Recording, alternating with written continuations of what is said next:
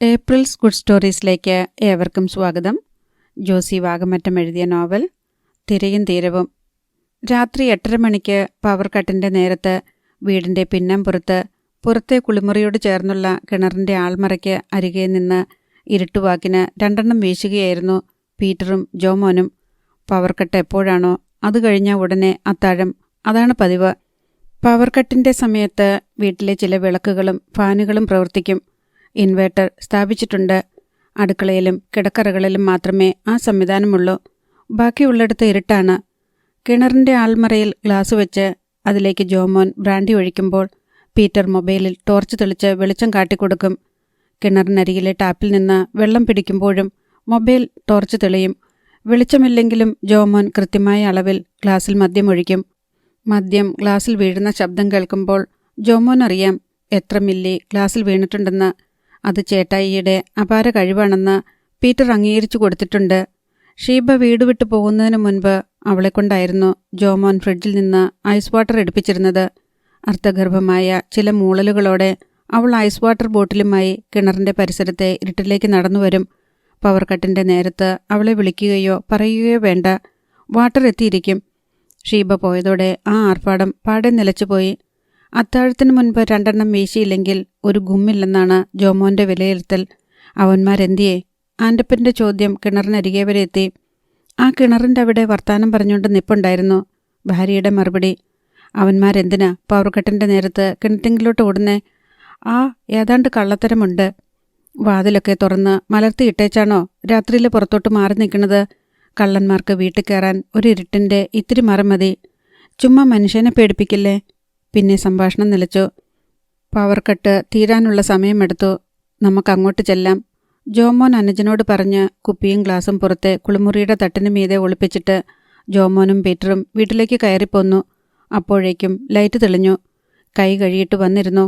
അത്താഴം വിളമ്പുക. 10 മിനിറ്റിനുള്ളിൽ ഭക്ഷണമേശയിൽ അത്താഴം റെഡി. എല്ലാവരും ഒന്നിച്ചിരുന്ന് കഴിച്ചു. അതിനുശേഷം അപ്പനും മക്കളും കൂടി വീട്ടുവരാന്തയിൽ ചെന്നിരുന്ന് ബിസിനസ് കാര്യങ്ങൾ സംസാരിച്ചു. അത് കഴിഞ്ഞ് അല്പനേരം TV കണ്ടു. 10:30 മണിയോടെ പീറ്റർ ഉറങ്ങാനായി ബെഡ്റൂമിലേക്ക് പോന്നു. ലൈറ്റില്ലേ? ലൈറ്റ് ഇട്ടിരുന്നതാണല്ലോ. ആരാ ഓഫ് ചെയ്തത്? ആത്മഗതമായി പറഞ്ഞുകൊണ്ട് പീറ്റർ വാതിൽ കടന്ന് മുറിയിലെ ഭിത്തിയിൽ പരതി സ്വിച്ച് ബോർഡ് തപ്പിപ്പിടിച്ച് സ്വിച്ചിട്ടിട്ടും ലൈറ്റില്ല. ബൾബ് പോയോ? മൊബൈൽ ഫോണിലെ ടോർച്ച് തെളിച്ച് മുകളിലേക്ക് പ്രകാശിപ്പിച്ചു. ഹോൾഡറിൽ ഘടിപ്പിച്ചിരുന്ന LED ബൾബ് കാണാനില്ല. അതെവിടെ പോയി? ആത്മഗതം തീരും മുൻപേ ഒരു കൈ പിന്നിൽ നിന്ന് വന്ന് പീറ്ററിൻ്റെ വായ പൊത്തി. അടുത്ത നിമിഷം കൈ തിരിച്ചെടുക്കുകയും ചെയ്തു. പക്ഷെ പീറ്ററിന് വായ തുറക്കാൻ വയ്യ. വായടച്ച് ടേപ്പ് ഒട്ടിച്ചിരിക്കുകയാണ്. പീറ്റർ ഞെട്ടിത്തിരിഞ്ഞ് കൈ ഉയർത്തുമ്പോഴേക്കും പീറ്ററിൻ്റെ കൈ രണ്ടും ആരോ ബലമായി പിടിച്ച് പിന്നോട്ട് വളച്ച് കൈപ്പത്തുകളിൽ ഓരോ പിരിക്കൽ. ജീവൻ പോകുന്ന വേദന. പീറ്ററിന് പിന്നെ അനങ്ങാൻ വയ്യ. മൊബൈൽ ഇതിനിടെ വീണുപോയിരുന്നു. വാതിലടഞ്ഞു. മുറിക്കുള്ളിൽ ഒരു മൊബൈൽ ടോർച്ച് തെളിഞ്ഞു. മുഖം മൂടിവെച്ച ഒരാൾ വാതിലടയ്ക്കുന്നത് പീറ്റർ കണ്ടു. അതിനുശേഷം മേശപ്പുറത്ത് ഊരിവെച്ചിരുന്ന ബൾബ് എടുക്കുന്നു. അയാൾ കൈയുറകൾ ധരിച്ചിട്ടുണ്ട്. പീറ്റർ കണ്ടു. മുഖം മൂടിക്കാരൻ ബൾബ് യഥാസ്ഥാനത്ത് ഫിറ്റ് ചെയ്തു. മുറിയിൽ പ്രകാശമായി. പീറ്റർ അനങ്ങാൻ പറ്റാതെ ഒരേ നിൽപ്പാണ്. കാലനക്കാൻ ശ്രമിച്ചപ്പോൾ പോലും തോളസ്ഥി പൊട്ടുന്ന പോലൊരു വേദന. മുഖം മൂടിക്കാരൻ മൊബൈലിൽ മ്യൂസിക് ഇട്ടു. അതിനുശേഷം കട്ടിലിന് കീഴിൽ നിന്ന് ഒരു കമ്പി കുറുവടി എടുത്ത് പീറ്ററിൻ്റെ കണ്ണിന് നേർക്ക് കാണിച്ചു. ഭീതിയുടെ ആധിക്യം കൊണ്ട് പീറ്ററിന് ശ്വാസമെടുക്കാൻ പോലും കഴിഞ്ഞില്ല. പീറ്ററിന് അലറി നിലവിളിക്കണമെന്നുണ്ട്. പക്ഷേ വായിൽ ചില ഞരക്കങ്ങൾ മാത്രമേ ഉണ്ടാകുന്നുള്ളൂ. ഒട്ടിച്ച ടേപ്പിനപ്പുറത്ത് അത് അമർന്നുപോയി. കതകിൽ ആഞ്ഞു തൊഴിച്ച് മറ്റുള്ളവരുടെ ശ്രദ്ധയാകർഷിക്കാൻ വേണ്ടി കാൽ ഉയർത്തിയെങ്കിലും അസ്ഥി പൊട്ടുന്ന വേദനയോടെ കാൽ താഴ്ത്തേണ്ടി വന്നു. ഈ മുഖംമൂടിക്കാരൻ തന്നെ കൊല്ലാൻ പോവുകയാണെന്ന് പീറ്ററിന് തോന്നി. അവൻ്റെ കണ്ണിൽ ഇരുട്ട് കയറി. അയാൾ പീറ്റർ ഇട്ടിരുന്ന ടീഷർട്ടിൻ്റെ അടിവശം പിടിച്ച് മേലോട്ട് പൊക്കി. പീറ്ററിൻ്റെ കണ്ണും മുഖവും മൂടി. അതിനുശേഷം പീറ്ററിൻ്റെ നഗ്നമായ നെഞ്ചിനു മീതെ കൂടി ഒന്നൊഴിഞ്ഞു. പീറ്റർ കണ്ണിറുക്കിയടച്ച് ശ്വാസമടക്കി നിന്നു. ലോഹത്തിൻ്റെ തണുപ്പ് പീറ്ററിന് തൻ്റെ നെഞ്ചിൽ അനുഭവപ്പെട്ടു. കമ്പിക്കുറുവടിയുടെ അറ്റം ഓരോ വാരിയെല്ലിലും അമരുന്നു, ഒഴിയുന്നു. വാരിയെല്ലുകൾക്കിടയിൽ തിക്കി നോക്കുന്നു. ആരോ വാതിൽക്കലേക്ക് വരുന്ന കാലൊച്ച പീറ്റർ കേട്ടു. പീറ്ററേ! മമ്മിയാണെന്ന് പീറ്ററിന് മനസ്സിലായി. എടാ മോനെ, നിന്റെ ചെറിയ മൊബൈല്. പീറ്ററിൻ്റെ നെഞ്ചിൽ പ്രത്യാശ വളർന്ന വടവൃക്ഷമായി. ഡൈനിങ് ടേബിളിൽ മറന്നുവെച്ച ചെറിയ മൊബൈലുമായി വന്നിരിക്കുകയാണ് മമ്മി. ഇപ്പോൾ മുട്ടി വിളിക്കും. വാതിൽ തുറക്കാതിരിക്കുന്നത് കണ്ട് മമ്മി പരിഭ്രമിക്കും. പപ്പയെയും ചേട്ടനെയും വിളിച്ച് വിവരം പറയും. അവർ വാതിൽ ചവിട്ടിപ്പൊളിക്കും. മുറിക്കുള്ളിൽ തന്നെ ബന്ധനസ്ഥനാക്കിയ മുഖംമൂടിക്കാരനെ പിടികൂടും. ചിലപ്പോൾ അവൻ ഓടി രക്ഷപ്പെടാനും സാധ്യതയുണ്ട്. എന്നാലും വേണ്ടില്ല, അവന് തന്നെ കൊല്ലാൻ സാധിക്കില്ലല്ലോ. മുഖംമൂടിക്കാരൻ മൊബൈൽ മ്യൂസിക്കിൻ്റെ ശബ്ദം താഴ്ത്തി. മമ്മി വാതിലിൽ തട്ടുന്ന ശബ്ദം. എടാ പീറ്ററേ, മോനെ, എടാ, ഇനിയും വിളിക്ക്. വാതിലിൽ കുറച്ചുകൂടെ ശക്തിയായിട്ട് ഇടിക്ക്. പീറ്റർ മനസ്സിൽ അലറിപ്പറഞ്ഞു. ഇത്ര പെട്ടെന്ന് ഉറങ്ങിയോ?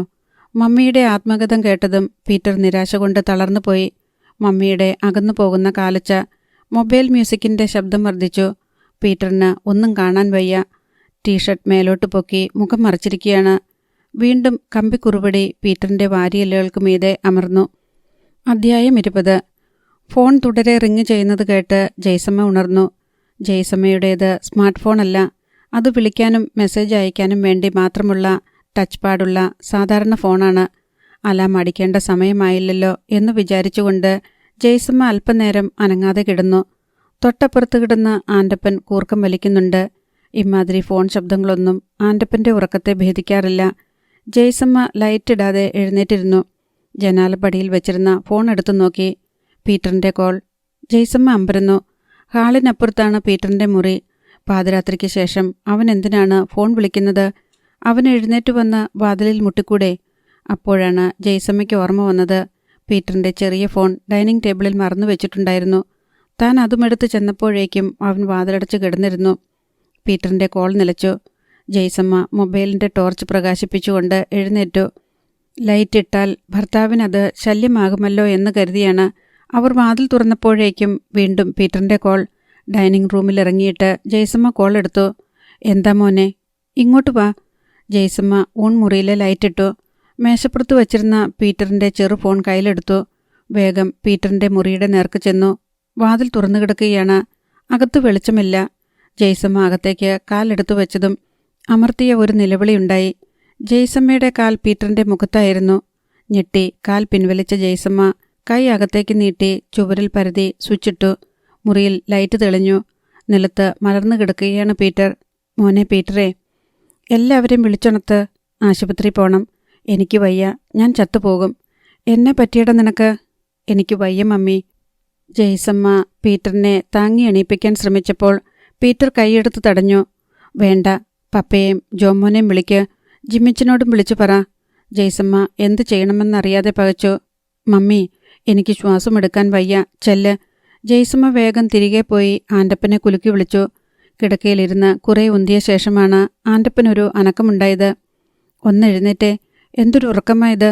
കണ്ടുകൊണ്ടിരുന്ന സ്വപ്നത്തിൻ്റെ ബാക്കിയിലേക്ക് എന്നവണ്ണം എന്തൊക്കെയോ അസ്പഷ്ടമായി സംസാരിച്ചുകൊണ്ട് ആൻ്റപ്പൻ കണ്ണു തിരുമ്മി ജയ്സമ്മയെ തുറച്ചു നോക്കി. നേരം വെളുത്തോടി. ഇല്ലെന്ന്. പീറ്ററിന് ഏതാണ്ട് പറ്റി. അങ്ങോട്ട് ചെല്ല്. ഞാൻ പോയി ജോമോനെ വിളിക്കട്ടെ. ജയ്സമ്മ ജോമോൻ കിടക്കുന്ന മുറിയിലേക്ക് ഓടി. ആൻ്റപ്പൻ എഴുന്നേറ്റ് പിറുപിറുത്തുകൊണ്ട് പീറ്ററിൻ്റെ മുറിയിലേക്ക് പോയി. ജയ്സമ്മ ജോമോനെയും വിളിച്ചുണർത്തിക്കൊണ്ട് വന്നു. ആംബുലൻസ് വിളിക്ക്. പീറ്റർ ഞരങ്ങി. എടുത്ത് കട്ടിലിലോട്ട് കിടത്ത്, ജയ്സമ്മ നിർദ്ദേശിച്ചു. തുടരുത്, എൻ്റെ ദേഹത്ത് തുടരുത്. പീറ്റർ പിന്നെയും ഞരങ്ങി. പോലീസ് ജീപ്പ് എമിലിയുടെ വീട്ടുമുറ്റത്തേക്ക് കയറി നിന്നു. Johnson ഇറങ്ങിച്ചെല്ലുമ്പോൾ Emily തിണ്ണയിലുണ്ടായിരുന്നു. ശൗരിയില്ലേ ഇവിടെ? ഇല്ലല്ലോ, കടപ്പുറത്തോട്ട് പോയതാ. അവനെ വിളിക്ക്. എന്തിനാണ് സാറേ? അവനോട് ഇങ്ങോട്ട് വരാൻ പറ. പുതിയ കേസ് വല്ലതുമാണോ സാറേ? അതെ, കേസുണ്ട്. എമിലി മൊബൈലെടുത്ത് ശൗരിക്കുട്ടിയെ വിളിച്ചു. മീൻ ലേലം നടക്കുന്നിടത്തായിരുന്ന ശൗരിക്കുട്ടി ഫോൺ എടുത്ത് ചോദിച്ചു. അമ്മ, എന്താണ്? പോലീസ് വന്നോ? അതെ, വന്നു നിൽക്കണ്. ഞാനിതാ വരുന്നൂന്ന് പറ. ജോൺസണ് അധിക നേരം കാത്തു നിൽക്കേണ്ടി വന്നില്ല. ശൗരിക്കുട്ടി എത്തി. നിന്റെ പേരിൽ പരാതി കിട്ടിയിട്ടുണ്ട്. എന്തു പരാതിയാ സാറേ? നീ ആ പീറ്ററിൻ്റെ വാരിയല്ല് 2 എണ്ണം പിന്നെയും തല്ലിയൊടിച്ചോ? ആര് പറഞ്ഞു സാറേ ഇത്? പീറ്ററിൻ്റെ പരാതിയുണ്ട്. നീയാണ് ചെയ്തതെന്ന് പറഞ്ഞു. എന്നെ കണ്ടോ അവൻ? നീ മുഖംമൂടി വെച്ചിട്ടാ ചെന്നതെന്ന് പറഞ്ഞു. നീ ഏത് മുഖംമൂടി വെച്ചാലും പരിചയക്കാർക്ക് തിരിച്ചറിയാൻ പറ്റും. സാറേ, ഞാൻ ഇന്നലെയും തിയേറ്ററിലായിരുന്നു.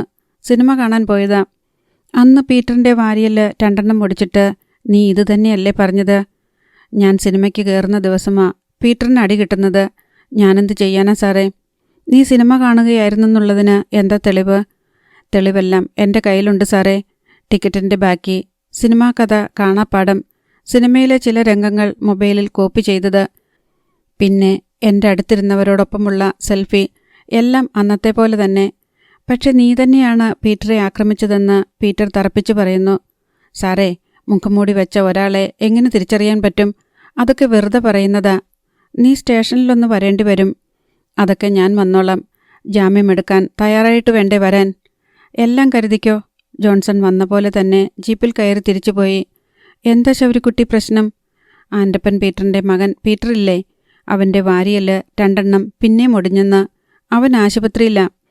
എമിലി അവൻ്റെ മുഖത്തേക്ക് സൂക്ഷിച്ചു നോക്കി. അമ്മ എന്താണ് നോക്കണത്? ഞാൻ ഏതാണ്ട് ചെയ്ത പോലെ.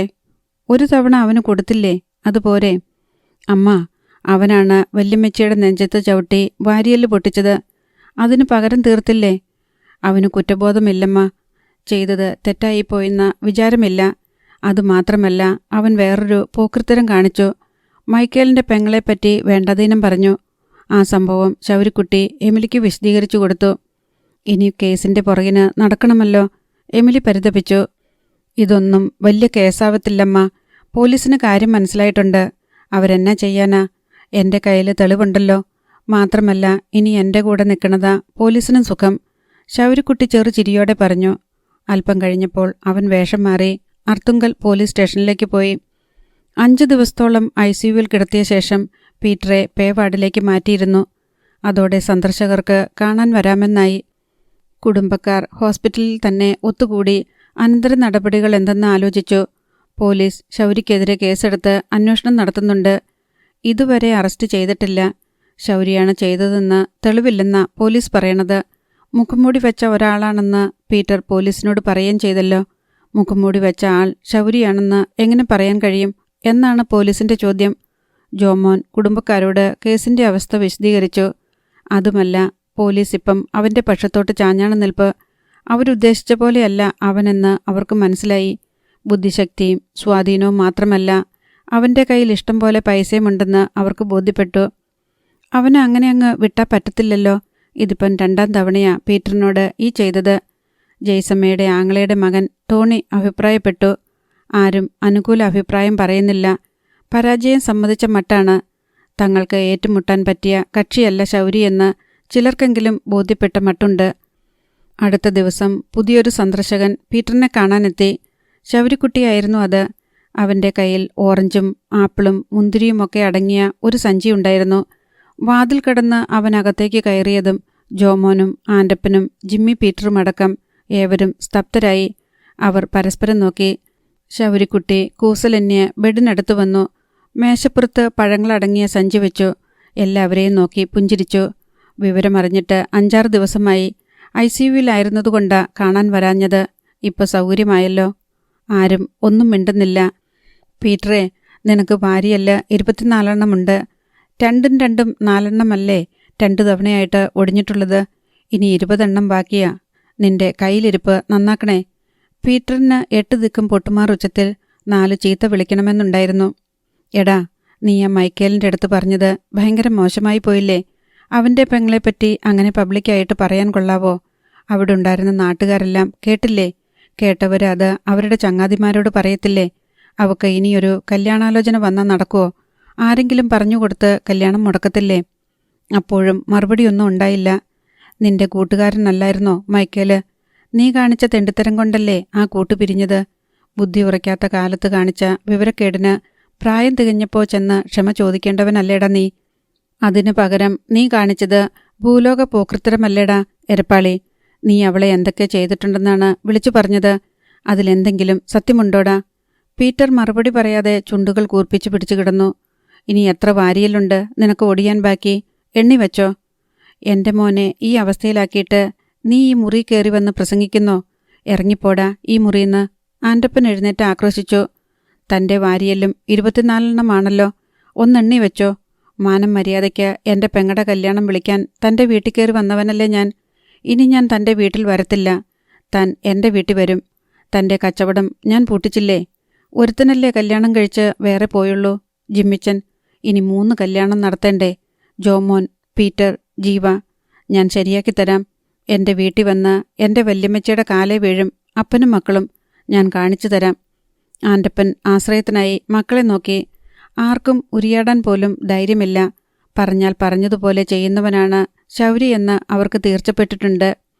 മൈക്കേലിൻ്റെ അനുജത്തി മേബിളിന് ഞാനൊരു കല്യാണം ആലോചിക്കുന്നുണ്ട് പീറ്ററെ. നിന്റെ ദുഷിച്ച വർത്തമാനം കാരണം അത് മുടങ്ങിയ നീ അല്ലെങ്കിൽ നിന്റെ ചേട്ടൻ കെട്ടും അവളെ. ഇല്ലെങ്കിൽ നീയും നിന്റെ ചേട്ടനും കല്യാണം കഴിക്കാതെ മൂത്തു നരച്ചു നിൽക്കും. കളി ഞാൻ കാണിച്ചു തരാം. പോലീസിനെ കൊണ്ട് എന്നെ ഉലത്താമെന്ന് വിചാരിക്കണ്ട കേട്ടോ. കേസൊക്കെ ശൗരിക്ക് പുല്ല. അനന്തരം ശൗരിക്കുട്ടി പോകാനായി പിന്തിരിഞ്ഞ് വാതുക്കലെത്തി. ഒന്ന് ആലോചിച്ചിട്ട് പിന്നെയും തിരിഞ്ഞ് ആൻ്റപ്പനെ നോക്കി. തനിക്കുള്ള പേവാർഡ് ഇപ്പോഴേ ബുക്ക് ചെയ്തു വെച്ചോ, അന്നേരം ചിലപ്പോൾ കിട്ടിയില്ലെന്ന് വരും. ആൻ്റപ്പന് പേടിയായി. പുലി പോലത്തെ 3 ആൺമക്കളുണ്ടായിട്ട് എന്ത് കാര്യം? ശൗരിക്കുട്ടി ഇറങ്ങിപ്പോയി.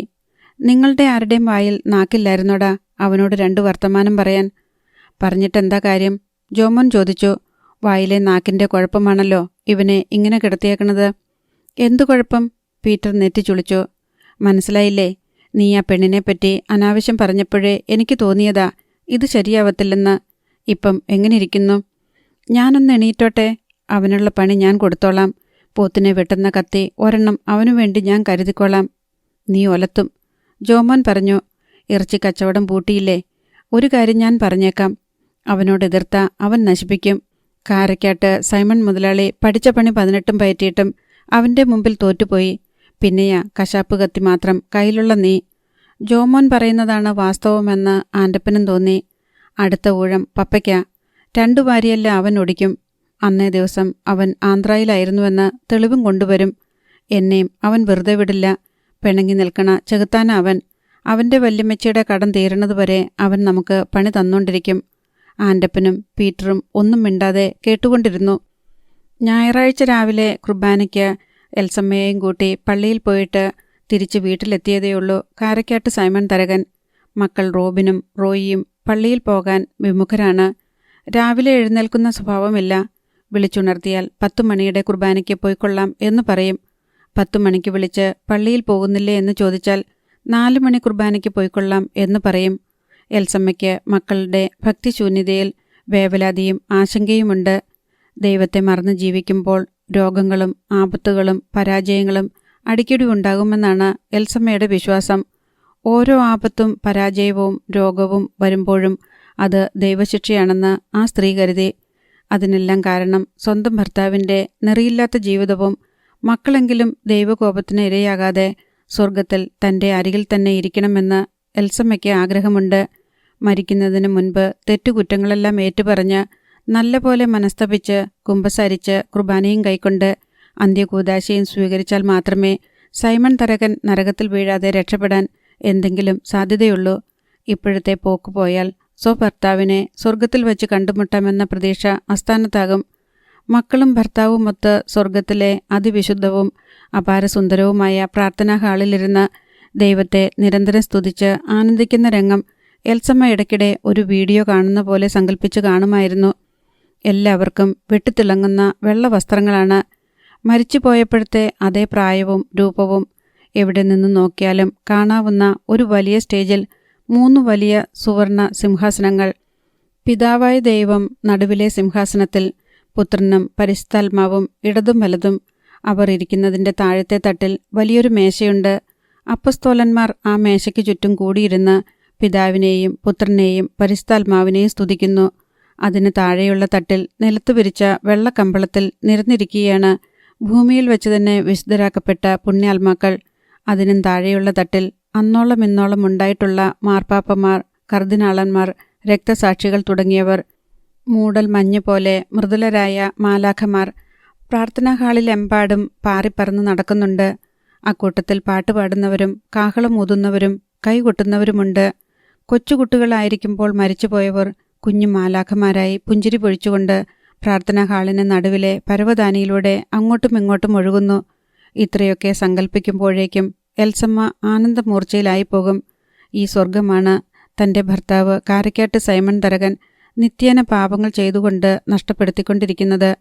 പള്ളിയിൽ നിന്ന് വന്നപ്പോഴേ എൽസമ്മ ഊണുമുറിയിൽ കയറി ബ്രേക്ക്ഫാസ്റ്റ് എടുത്തു വെച്ചു. തരകൻ ഡ്രസ്സ് മാറി വന്നപ്പോഴേക്കും മക്കളും വന്നു കഴിഞ്ഞിരുന്നു. പോത്തിറച്ചിക്കറിയും പാലപ്പവുമാണ് ഞായറാഴ്ച രാവിലത്തെ ഭക്ഷണം. റോയ് സൈമണും റോബിനും ചിക്കനാണ് ഇഷ്ടം. ഡാൻഡസിന് മട്ടൺ സ്റ്റ്യൂവിനോടാണ് താൽപ്പര്യം. അതില്ലെങ്കിൽ പൂരിയും പൊട്ടറ്റോ സ്റ്റ്യൂവും. അവർ കഴിച്ചുകൊണ്ടിരിക്കുമ്പോൾ ചക്രവാളത്തിലെ ഇടിനാദം പോലെ ശബ്ദം മുഴക്കിക്കൊണ്ട് ഒരു ബുള്ളറ്റ് മോട്ടോർ സൈക്കിൾ സിറ്റൗട്ടിന് തൊട്ടു മുന്നിൽ വന്നു നിന്നു. എഴുന്നേറ്റ് നിന്ന് എത്തി നോക്കിയിട്ട് എൽസമ്മ പറഞ്ഞു, അത് അവനാണല്ലോ ശൗരി. പെട്ടെന്ന് സൈമൺ തരകനും മക്കളും ജാഗരൂകരായി. ആരും അങ്ങോട്ട് ഇറങ്ങിച്ചെല്ലണ്ട, അവൻ കുറേ നേരം വായി നോക്കി നിന്നിട്ട് പോട്ടെ. പക്ഷേ സൈമൺ തരകന്റെ മുഖം ഇരുണ്ടു. റോയ് സൈമണും റോബിനും കണ്ണിൽ കണ്ണിൽ നോക്കി എന്തു വേണമെന്ന് ആലോചിച്ചു. ഡാൻഡസിന്റെ ശാന്തത അലങ്കോലപ്പെട്ടു. ശൗരിക്കുട്ടി ബുള്ളറ്റ് ബൈക്ക് സ്റ്റാൻഡിൽ വെച്ചിട്ട് സിറ്റൗട്ടിൽ കയറി നേരെ മുൻവാതിൽ തള്ളി തുറന്ന് ഡൈനിങ് ഹാളിലേക്ക് ചെന്നു. എൽസമ്മ ഭയപ്പെട്ട് എഴുന്നേറ്റു. ആരും എണീക്കണ്ട, ഞാൻ വഴക്കിനൊന്നും വന്നതല്ല. ശൗരിക്കുട്ടി ഡൈനിങ് ടേബിളിനടുത്ത് ചെന്ന് എല്ലാവരോടുമായി പറഞ്ഞു, എൻ്റെ ചേച്ചിയുടെ കല്യാണം ക്ഷണിക്കാൻ വന്നതാ. ആര് കല്യാണം നടത്തിയാലും കാരക്കാട്ട് ബംഗ്ലാവിൽ വന്ന് ക്ഷണിച്ചിരിക്കണം എന്നാണല്ലോ കാരക്കാട്ട് തരകന്മാരുടെ നിയമം. അടുത്ത ഞായറാഴ്ച കല്യാണം, അതിന് 2 ദിവസം മുൻപ് വ്യാഴാഴ്ച മനസമ്മതം. 2-നും നിങ്ങളെല്ലാവരും വരണം. ആരും മിണ്ടുന്നില്ല. സൗകര്യമുണ്ടെങ്കിൽ വന്നാൽ മതി, നിർബന്ധിക്കുന്നില്ല. ശൗരിക്ക് അന്യരല്ലല്ലോ കാരക്കാട്ട് തരകനും മക്കളും. ശൗരിക്കുട്ടി കയ്യിൽ പിടിച്ചിരുന്ന കല്യാണ ക്ഷണക്കത്ത് ഊണ് മേശപ്പുറത്ത് വെച്ചു.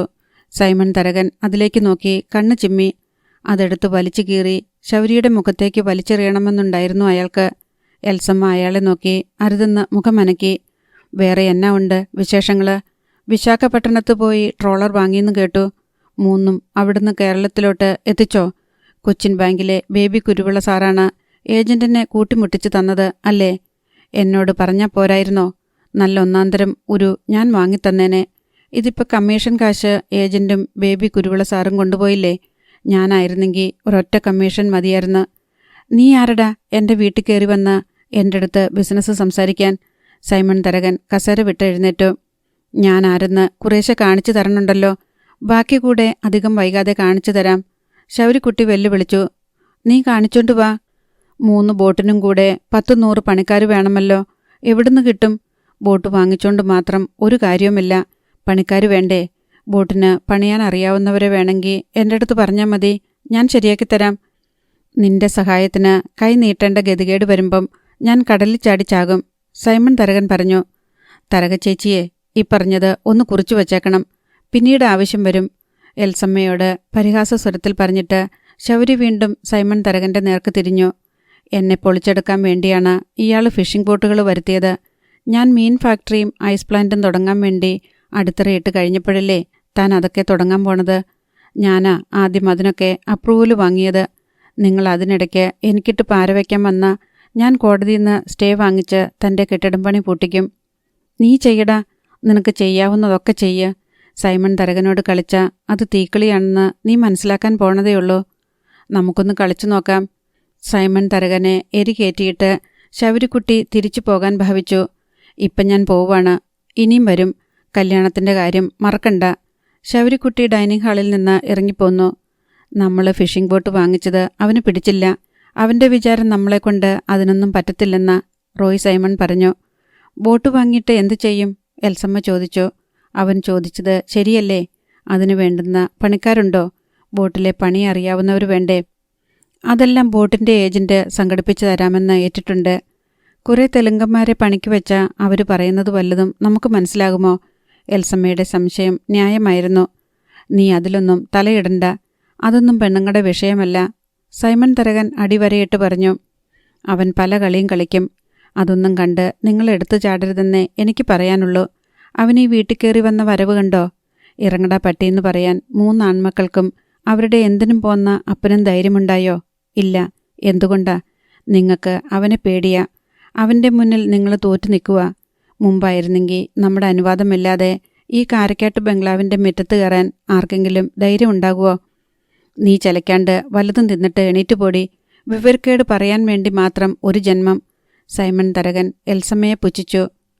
ശൗരിക്കുട്ടിയുടെ ബൈക്ക് ഗേറ്റ് കിടന്ന് അറയ്ക്കൽ ചാർലിയുടെ കാർപോർച്ചിൽ നിന്നു.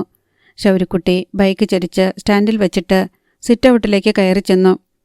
ലിവിംഗ് റൂമിലിരുന്ന് TV കാണുകയായിരുന്നു റോസ്മേരിയും ഇളയ മകളും. ശൗരിക്കുട്ടി കയറി ചെല്ലുന്നത് കണ്ട് 2 പേരും അന്താളിച്ചു. അവളെന്തിയേ സോണിയ?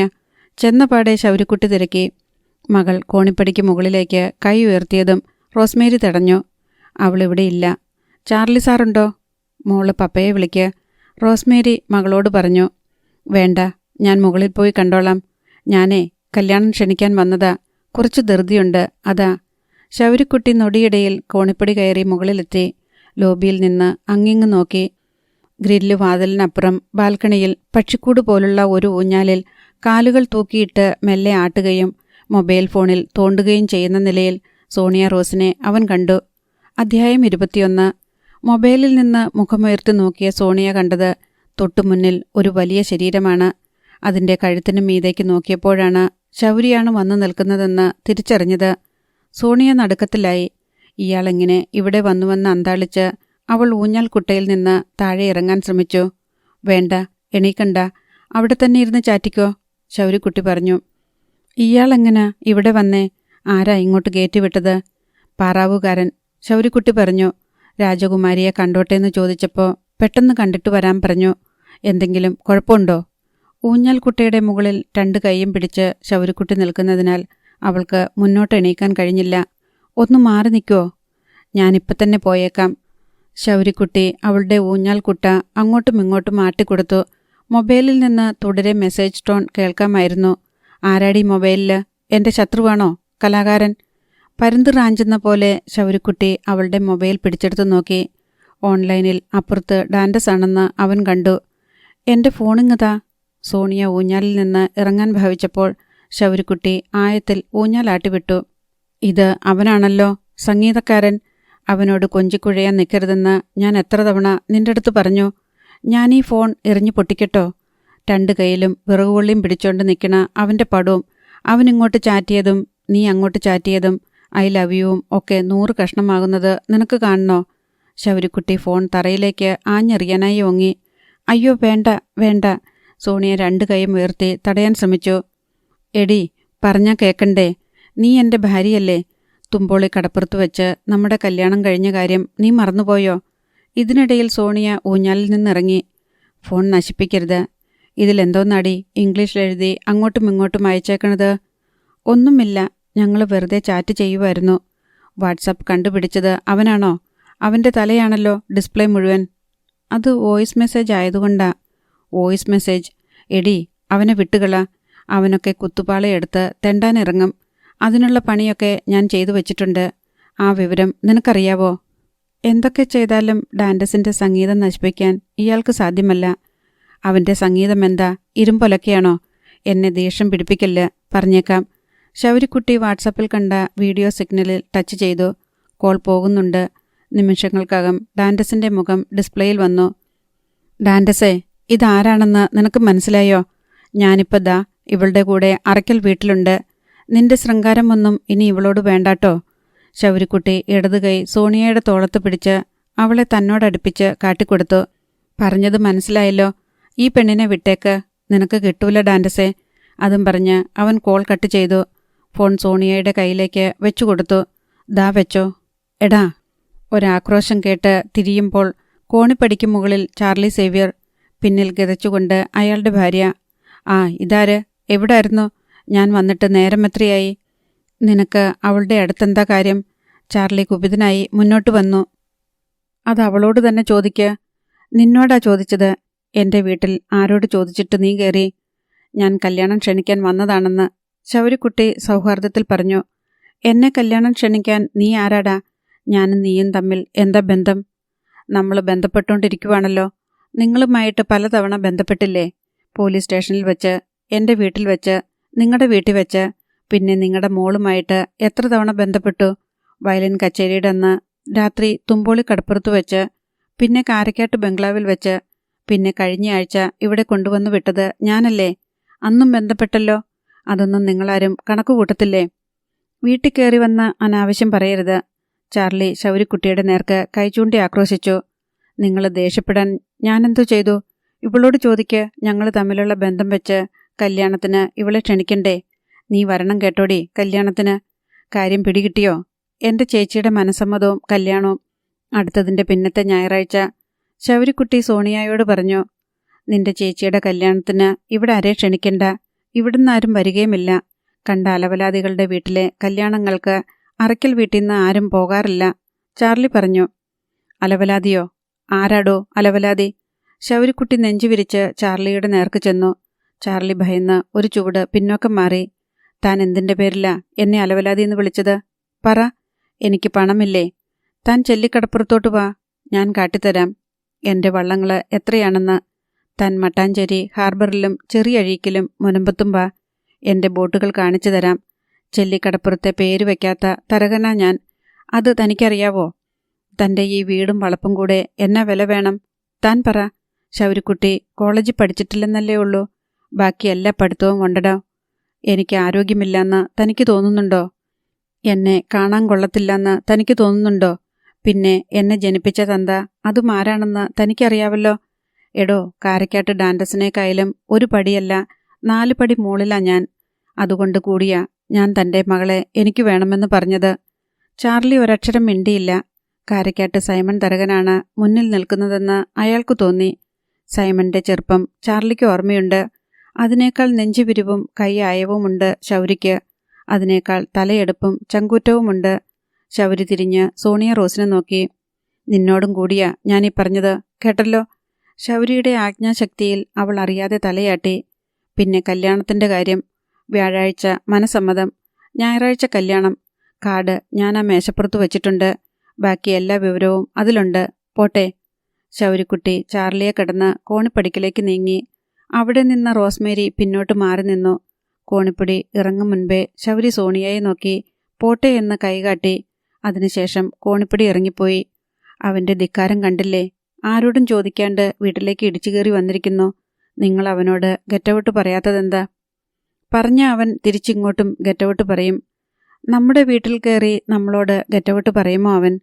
അവൻ അതും അതിലപ്പുറവും പറയും. അവൻ ആരുടെ വീടെന്നില്ല, കോമൺ സെൻസില്ല. അതാണ് ഒന്നാമത്തെ കാര്യം.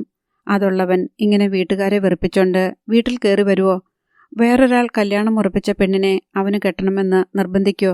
വിവരം വേണ്ടേ? വിവരമൊക്കെ ഉണ്ട് പപ്പ, സോണിയ പറഞ്ഞു. നല്ല ബുദ്ധിയുണ്ട്. പക്ഷേ അയാൾക്ക് ആരും പേടിയില്ല. അതാണ് പ്രശ്നം. അല്ലെങ്കിൽ സൈമൺ അങ്കിളിൻ്റെ വീട്ടിൽ കയറി ചെന്ന് വഴക്കുണ്ടാക്കാൻ ധൈര്യം വരുമോ? സൈമൺ അങ്കിൾ വാടക ഗുണ്ടകളെ വെച്ച് അടിച്ചു ഓടിക്കുമെന്ന പേടി വേണ്ടേ? അയാൾക്കതില്ല. പേടിയില്ലെങ്കിൽ എന്തും ചെയ്യാൻ സാധിക്കുമെന്ന് എനിക്കിപ്പം മനസ്സിലായി. നിന്നോടവൻ എന്താ പറഞ്ഞത്? ചാർലി ചോദിച്ചു. പപ്പയോട് പറഞ്ഞതൊക്കെ തന്നെ. അവൻ നിന്നെ പിടിച്ച് ആട്ടുന്നത് കണ്ടല്ലോ. അവൻ്റെ ചെകിട്ടത്തൊന്ന് കൊടുക്കാൻ മേലായിരുന്നോ? റോസ്മേരി ചൊടിച്ചു. ഞാൻ പേടിച്ചു പോയെന്നേ. ഞാൻ നോക്കുമ്പോഴുണ്ട് വെട്ടുപോത്തു മാതിരി ഒരാൾ മുന്നിൽ നിൽക്കുന്നു. പേടിക്കാണ്ടിരിക്കുവോ? കേസ് കൊടുത്താലോ? ഭവനഭേദനം നടത്തിയെന്ന് ചാർലി അമർഷമടങ്ങാതെ പറഞ്ഞു. അതുകൊണ്ടൊന്നും അയാൾ അടങ്ങില്ല പപ്പ. പോലീസിനെയും പേടി വേണ്ടേ? അതില്ല. പോലീസിന് അയാളെയാ പേടി. ഇതിങ്ങനെ ശല്യം തുടങ്ങിയ നമ്മൾ എന്തു ചെയ്യും? നിന്റെ കയ്യിൽ നിന്ന് അവൻ ഫോൺ വാങ്ങിച്ചോ? അത് സാരമില്ലായിരുന്നു. എൻ്റെ ഫോണിൽ നിന്ന് ഡാൻഡസിനെ വീഡിയോ കോൾ വിളിച്ചു. എന്തിന്? അയാളിവിടെ നമ്മുടെ വീട്ടിലുണ്ടെന്ന് കാണിക്കാൻ. പോലീസിലൊരു കംപ്ലൈൻറ്റ് കൊടുക്കുന്നതല്ലേ നല്ലത്? റോസ്മേരി ഇടയ്ക്ക് കയറി ചോദിച്ചു. ഒരാൾ വീട്ടിൽ കയറിയെന്നും പറഞ്ഞ് പരാതി കൊടുത്താൽ പോലീസ് എന്ത് ചെയ്യാനാ? അവർക്ക് വേറെ എന്തെല്ലാം പണിയുണ്ട്. സോണിയ അതിനോട് അനുകൂലിച്ചില്ല. ഇല്ലെങ്കിൽ അയാൾ ഇനിയും ഇത് ആവർത്തിക്കില്ലേ? റോസ്മേരി ചോദിച്ചു. നീ ഇവിടെ ഉള്ളതുകൊണ്ടാ അയാൾ ഇങ്ങോട്ട് വരുന്നത്. നിനക്ക് ചുണയുണ്ടായിരുന്നെങ്കിൽ പണ്ടേ അവനെ ആട്ടിപ്പായിച്ചേനെ. ചാർലി മകളെ കുറ്റപ്പെടുത്തി. ഞാൻ എന്തു ചെയ്തു പപ്പ? ഞാൻ വിളിച്ചിട്ടാണോ അയാൾ വന്നത്? നിനക്കെന്തോ ഒരിഷ്ടമുണ്ടെന്ന് അയാൾക്കറിയാം. വേറൊരു പെണ്ണിൻ്റെയും പുറകെ അയാൾ നടക്കണില്ലല്ലോ. പപ്പ ഇങ്ങനെ ഒന്നും അറിയാത്ത പോലെ പറയല്ലേ. പണ്ട് ഞാൻ കടലിൽ വീണ് അടിയൊഴുക്കിൽ പെട്ടുപോയപ്പോൾ രക്ഷിച്ച കഥ പറഞ്ഞുകൊണ്ടല്ലേ അയാൾ ആദ്യം വന്നത്. അത് അയാൾ പറഞ്ഞത് ശരിയാ. റോസ്മേരി മകളുടെ പക്ഷം ചേർന്നു. എടി, അവൾ അവൻ്റെ മുഖത്ത് കാർക്കിച്ചു തുപ്പിയിട്ട് 4 ആട്ടാട്ടിയ അവൻ പിന്നെ പിറകെ നടക്കുവോ? നിങ്ങളെന്താ ഈ പറയുന്നേ? അവൾ അങ്ങനത്തെ സ്വഭാവക്കാരിയല്ല. മാനവും മര്യാദയും വിട്ട് അവൾ ആരോടും സംസാരിക്കുകയുമില്ല, പെരുമാറുകയുമില്ല. അവൾക്കറിഞ്ഞൂടാ. അവനോടാണോ മര്യാദ? എന്തിന്? ചാർലിക്ക് ദേഷ്യം വന്നു. അയാൾ പെട്ടെന്ന് പിന്തിരിഞ്ഞു നടന്നു.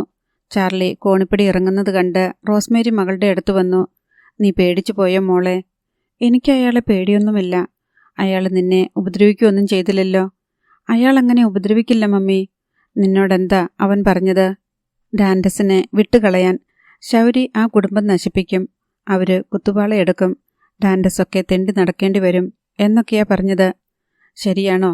അവൻ്റെ ലക്ഷണം കണ്ടിട്ട് അതും അതിലപ്പുറവും ചെയ്യാൻ മടിയില്ലാത്തവനാ. അവർക്കും ശൗര്യയെ പേടിയാ മമ്മി. അയാൾ അവരുടെ വീട്ടിൽ കയറി ചെന്ന് വെല്ലുവിളിച്ചിട്ട് ആരും എതിർത്ത് ഒരക്ഷരം പോലും മിണ്ടിയില്ല. കാരക്കാട്ടുകാരുടെ ഗുണ്ടകളെയൊക്കെ അടിച്ചു നശിപ്പിച്ച് ജീപ്പിൽ കയറ്റി അവിടെ കൊണ്ടുചെന്ന് ഇറക്കി വിടുന്നത് ഞാൻ കണ്ടതല്ലേ? സോണിയ റോസ് പറഞ്ഞു. 10 കൊല്ലം മുൻപ് ചത്തുപോയവനാ. അങ്ങനല്ലേ എല്ലാവരും വിചാരിച്ചു വെച്ചിരുന്നേ? അവൻ ഇതിനു വേണ്ടിയാണോ തിരിച്ചു വന്നേ, കാരക്കാട്ടുകാരെ നശിപ്പിക്കാൻ? അതേ മമ്മി, എന്നോടിപ്പം പലതവണയായിട്ട് പറയുന്നു, ഡാൻഡസിനെ വിട്ടേക്ക്, ഞാൻ അവനെ നശിപ്പിക്കുമെന്ന്. എന്തൊക്കെയോ പ്ലാൻ ചെയ്തു വെച്ചിട്ടുണ്ട് മമ്മി. എനിക്ക് പേടിയാകുന്നു.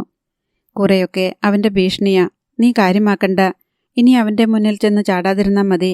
അതോ പപ്പ പറഞ്ഞ പോലെ നിനക്കൊരിഷ്ടമുണ്ടോ അവൻ്റെ അടുത്ത്? എനിക്ക് ഓർക്കുമ്പോഴൊക്കെ ഭയങ്കര ദേഷ്യം തോന്നും. ഇനി കാണുമ്പം മുഖത്തടിച്ച പോലെ വല്ലതും പറയണമെന്നൊക്കെ. പക്ഷേ നേരിട്ട് കാണുമ്പം എനിക്ക് ഒരു ദേഷ്യവും വരുന്നില്ല. എന്നെ മരണത്തിൽ നിന്ന് രക്ഷിച്ച ആളാണല്ലോ എന്ന് ഓർത്തിട്ടാണോ, അതോ എന്നോട് നല്ല കെയറിങ്ങുള്ള ആളാണെന്ന് വിചാരിച്ചിട്ടാണോ എനിക്കറിഞ്ഞുകൂടാ. സോണിയ റോസ് തൻ്റെ ധർമ്മസങ്കടം വെളിപ്പെടുത്തി. റോസ്മേരി വിസ്മയാധീനയായി മകളെ നോക്കി നിന്നു. അധ്യായം 22. തൈമാപ്പറമ്പിൽ ആഞ്ചലോസിൻ്റെ മകൾ ജാനറ്റും പൂങ്കാവ് വടക്കുമുറി സാമുവലിൻ്റെ മകൻ ബിജോയിയും തമ്മിലുള്ള വിവാഹമാണ് ഇന്ന് പൂങ്കാവ് പള്ളിയിൽ വെച്ച്. 3 ദിവസം മുൻപ് അവരുടെ മനസ്സമ്മതം ചേന്നവേലി പള്ളിയിൽ ആഘോഷപൂർവ്വം നടന്നിരുന്നു. തൻ്റെ ഒരേ ഒരു സഹോദരിയുടെ മനസ്സമ്മതം ചെല്ലിക്കടപ്പുറത്തുകാർക്ക് മറക്കാനാവാത്ത ഒരനുഭവമാക്കണമെന്ന് ശൗരിക്കുട്ടിക്ക് വാശിയായിരുന്നു. വീട്ടുമുറ്റത്ത് തന്നെ പന്തലിട്ടാണ് സൽക്കാരം ഒരുക്കിയത്. പന്തലിൻ്റെ സ്റ്റേജ് ഇടാനുള്ള വിസ്താരം മാത്രമേ ശൗരിക്കുട്ടിയുടെ വീട്ടുമുറ്റത്തിനുണ്ടായിരുന്നുള്ളൂ. ബാക്കി പന്തൽ സൈമൺ തരകൻ്റെ തെങ്ങും പറമ്പിലേക്കാണ് പടരുന്നതെന്ന് കണ്ട് എമിലി പരിഭ്രമിച്ചു. എടാ മോനെ, അവർ വഴക്കിന് വരത്തില്ലേ? എന്തിനാണ് അയാളുടെ തെങ്ങും പറമ്പിലോട്ട് കയറിയത്? അമ്മ, അതിപ്പോൾ അയാളുടെ ഒന്നുമല്ലെന്ന്. കൊച്ചിൻ ഫിനാൻസിന് പണയം കൊടുത്തിരിക്കുവല്ലേ. എന്നാലും തെങ്ങും പറമ്പ് അയാളുടെ ആണല്ലോ. പണയം വെച്ചെന്നല്ലേ ഉള്ളു. അയാൾ പണയം വെച്ചപ്പം അയാളുടെ കയ്യിൽ നിന്ന് പോയി അമ്മ. ഇനി അയാൾക്കത് തിരിച്ചു കിട്ടത്തില്ലെന്ന്. മുതലും പലിശയും അടച്ച പണയം വെച്ച സംഗതി തിരിച്ചു കൊടുക്കണ്ടായോ? നമ്മൾ സ്വർണം കൊണ്ടുപോയി പണയം വെച്ചാലും അങ്ങനാണല്ലോ. അയാൾ എവിടുന്ന് കൊണ്ടുവരാനാ മുതലും പലിശയും? അയാളത് ഫാക്ടറി ഉണ്ടാക്കാനും ഐസ് പ്ലാന്റ് പണിയാനും വേണ്ടി മണ്ണിൽ കുഴിച്ചിട്ടോണ്ടിരിക്കണം. പിന്നെ 2-3 ഫിഷിംഗ് ബോട്ട് വാങ്ങി. അതിന് വല്ല ഗ്യാരണ്ടി ഉണ്ടോ അമ്മ? അതിൽ നിന്നൊക്കെ വരുമാനം കിട്ടുമല്ലേ ശൗരിക്കുട്ടി? അതിനും വേണ്ടിയല്ലേ അയാൾ ഇതൊക്കെ ചെയ്യണത്? ഒന്നും കിട്ടാൻ പോണില്ലമ്മ. അയാളുടെ അടിത്തറ ഇളകി. ഇപ്പം പന്തൽ പൊളിച്ചു മാറ്റണമെന്ന് അയാൾ വന്ന് വഴക്കുണ്ടാക്കിയ നീ എന്നാ ചെയ്യും? അയാൾ വരട്ടെ, അമ്മ പേടിക്കണ്ടെന്ന്. കല്യാണമൊന്നും നടക്കാതിരിക്കത്തില്ല. ശൗരിക്കുട്ടി ഒന്ന് തീരുമാനിച്ചാൽ അത് നടത്തുമെന്ന് എമിലിക്ക് ഉറപ്പുണ്ട്. കല്യാണത്തെ സംബന്ധിച്ച് ഭയമൊന്നുമില്ല. പക്ഷേ ഒരു മംഗളകർമ്മം നടക്കുന്നതിൻ്റെ ഇടയിൽ അലങ്കോലപ്പെടൽ ഉണ്ടാകുമോ എന്ന് എമിലിക്ക് ആശങ്കയുണ്ട്. വിചാരിച്ചതുപോലെ തന്നെ പന്തൽ പണി പൂർത്തിയാകും മുൻപ് സൈമൺ തരകനും സംഘവും എത്തി. ഇത്തവണ പോലീസിന്റെ അകമ്പടിയോടെയായിരുന്നു വരവ്. സൈമൺ തരകന്റെ ഉടമസ്ഥതയിലുള്ള പുരയിടത്തിൽ അതിക്രമിച്ചു കയറി പന്തൽ പണിയുന്നതിനെതിരെ SI ജോൺസൺ ശൗരിക്കുട്ടിയെ ചോദ്യം ചെയ്തു. സാറേ, ഇത് കൊച്ചിൻ ബാങ്കിന് പണയപ്പെടുത്തിയ പുരയിടമാ. ഇപ്പം അത് നിലവിൽ സൈമൺ തരകൻ്റെയല്ല. പുരയിടവും വീടുമൊക്കെ ഈടുവെച്ചൊന്നു വെച്ച് അതിനകത്തുള്ള മുതലും ആദായവും എടുക്കാൻ പണയക്കാരന് അവകാശമുണ്ടോ ശൗരി? ജോൺസൺ ചോദിച്ചു. പക്ഷേ ബാങ്കുകാർക്കാ ഇതിൻ്റെ കൈകാര്യ അവകാശം. ഞാൻ ബാങ്കിൽ ചെന്ന് ചോദിച്ചു, ഇവിടെ പന്തൽ കെട്ടിക്കോട്ടെ, തറവാടക തരാമെന്ന്. അവർ സമ്മതിച്ചു. ബാങ്കുകാർക്ക് ഈ പുരയിടം തറവാടകയ്ക്ക് കൊടുക്കാൻ പറ്റും. അങ്ങനെ എഗ്രിമെൻ്റ്. ഞാൻ ആർക്കും എഴുതി ഒപ്പിട്ട് കൊടുത്തിട്ടില്ല തറവാടകയ്ക്ക് പുരയിടം കൊടുക്കാമെന്ന്. സൈമൺ തരകൻ തർക്കിച്ചു. ലോൺ എടുക്കാൻ നേരത്ത് ഒരുപാട് കടലാസിൽ ഒപ്പിട്ടില്ലേ? എല്ലാം ഇംഗ്ലീഷിലാണല്ലോ എഴുതിയേക്കണത്. അതെന്താണെന്ന് വായിച്ചു നോക്കി മനസ്സിലാക്കിയായിരുന്നോ? ശൗരിക്കുട്ടി സൈമൺ തരകനോട് പരിഹാസഭാവത്തിൽ ചോദിച്ചു. എല്ലാ ബാങ്കുകാരെയും പോലെയല്ലേ കൊച്ചിൻ ബാങ്കും? ഒരു ബാങ്കും തറവാടകയ്ക്കുള്ള അവകാശം എഗ്രിമെന്റിൽ വയ്ക്കാറില്ല. എന്നാൽ കൊച്ചി ബാങ്ക് അതൊക്കെ ചെയ്തിട്ടുണ്ട്. നിങ്ങൾക്ക് എന്തെങ്കിലും സംശയമുണ്ടെങ്കിൽ കൊച്ചി ബാങ്കിൽ ചെന്ന് ചോദിക്കുക. ചോദിച്ചിട്ട് തന്നെ കാര്യം. ഇത് ഞാൻ വെറുതെ വിടാൻ ഉദ്ദേശിക്കുന്നില്ല. സൈമൺ തരകൻ ബെൻസ് കാറിൽ ചെന്ന് കയറി. ശൗരിക്കുട്ടി ജോൺസന്റെ അടുത്തേക്ക് നീങ്ങി നിന്ന് പറഞ്ഞു. സാറേ, അയാളോട് വീട്ടിൽ പോകാൻ പറ. ഞാൻ പന്തൽ കെട്ടിയതാ. നാളത്തെ മനസ്സമ്മതവും ആഘോഷവും കഴിഞ്ഞിട്ടേ അഴിക്കാൻ പറ്റത്തുള്ളൂ. ശൗരി പറഞ്ഞാൽ അതിന് മാറ്റമില്ലെന്ന് ജോൺസൺ അറിയാം. അയാൾ ജീപ്പിൽ കയറി ബെൻസ് കാറിനെ പിന്തുടർന്നു പോയി. കൊച്ചിൻ ഫിനാൻസിന്റെ കെട്ടിടത്തിന് മുന്നിൽ ബെൻസ് ചെന്ന് നിന്നു. പുറകിൽ പോലീസ് ജീപ്പും ചെന്ന് നിന്നു. SI ജോൺസൺ ഇറങ്ങിച്ചെന്നു. സൈമൺ തരകൻ കാറിൽ നിന്ന് ഇറങ്ങുന്നതേയുള്ളൂ. ജോൺസൺ അയാളെ സമീപിച്ച് ഉപദേശരൂപേണ പറഞ്ഞു, മുതലാളി, ഇതുപോലത്തെ ചീപ്പ് കേസിന് ചോദ്യം പറച്ചിലുമായിട്ട് ചെല്ലുന്നത് നാണക്കേടാണേ. കോടിക്കണക്കിന് രൂപയുടെ ലോൺ തന്നവരല്ലേ അവര്. ആ പുരയിടത്തിൽ ഒരു ദിവസത്തേക്ക് കല്യാണപ്പന്തൽ കെട്ടിയതൊക്കെ ചോദിക്കാൻ പറ്റിയ പാർട്ടികളാണോ ഈ ബാങ്കുകാര്? ബാങ്കുകാരോട് ആ എരപ്പാളി ചോദിച്ചെന്നാണല്ലോ പറഞ്ഞത്. ആരോട് ചോദിച്ചിട്ട് ബാങ്കുകാര് അവന് സമ്മതം കൊടുത്തു? ഞാനും അവനും തമ്മിലുള്ള പോരും വഴക്കും വൈരാഗ്യവും അറിയാവുന്നവരല്ലേ ബാങ്കുകാര്. മുതലാളിക്ക് കുറച്ചിലാകും, വേറൊന്നും ഞാൻ പറയുന്നില്ല. ഞാൻ ചോദിക്കാനുള്ളത് ചോദിക്കും. ആരായാലും ഈ കൊച്ചിൻ ബാങ്കുകാരൊക്കെ എന്നാ ഉണ്ടായത്? സൈമൺ തരകൻ നേരെ ബാങ്കിലേക്ക് കയറി ചെന്നു. ബേബി കുരുവിളയുമായി പന്തലിന്റെ കാര്യം സംസാരിച്ചു. അയ്യേ, മുതലാളി എന്തിനാണ് ഇങ്ങനത്തെ കച്ചറ കേസിലൊക്കെ ഇടപെടുന്നേ? നിങ്ങളുടെ ഡിഗ്നിറ്റി പോകും കേട്ടോ. ആ ശൗരി ഇവിടെ വന്ന് നിങ്ങൾ ഈട് വാങ്ങിയ തെങ്ങും പറമ്പിന്റെ ഒരറ്റത്ത് ഒറ്റ ദിവസത്തേക്ക് ഒരു കല്യാണപ്പന്തൽ ഇട്ടോട്ടെ എന്ന് ചോദിച്ചു. കൊടുക്കരുതായിരുന്നു. എന്റെ ശത്രുവ് അവൻ. ശത്രുവിന് എന്റെ പാളയത്തിൽ കൂടാരം പണിയാൻ അനുവാദം കൊടുക്കരുതായിരുന്നു. മുതലാളി, അവൻ ചോദിച്ചതൊന്നും നമ്മൾ കൊടുത്തില്ല. ഫാക്ടറിയും പ്ലാന്റും പണിയാൻ സ്ഥലം വാങ്ങാൻ വേണ്ടി അവൻ വായ്പ ചോദിച്ചു. മുതലാളി പറഞ്ഞതുകൊണ്ട് മാത്രം ഞാൻ കൊടുത്തില്ല. ഫിഷിംഗ് ബോട്ട് വാങ്ങാനും സ്ഥലം വാങ്ങി റിസോർട്ട് പണിയാനും അവൻ ലോൺ ചോദിച്ചു. മുതലാളിയെ ഓർത്ത് ഞാൻ കൊടുത്തില്ല. അവന്റെ വീട്ടുമുറ്റത്തിനരികെ പുരയിടത്തിലോട്ട് അല്പം കയറി ഒരു പന്തൽ കെട്ടിക്കോട്ടെ എന്ന് ചോദിച്ചപ്പോൾ അതും കൂടെ ഇല്ലാന്ന് പറയാൻ തോന്നിയില്ല.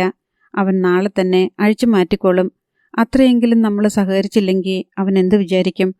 കൊച്ചിൻ ഫിനാൻസിന് അവനോടെന്തോ വ്യക്തിവൈരാഗ്യമുണ്ടെന്ന് അല്ലേ? ഞാനൊരു ബാങ്ക് മാനേജറല്ലേ?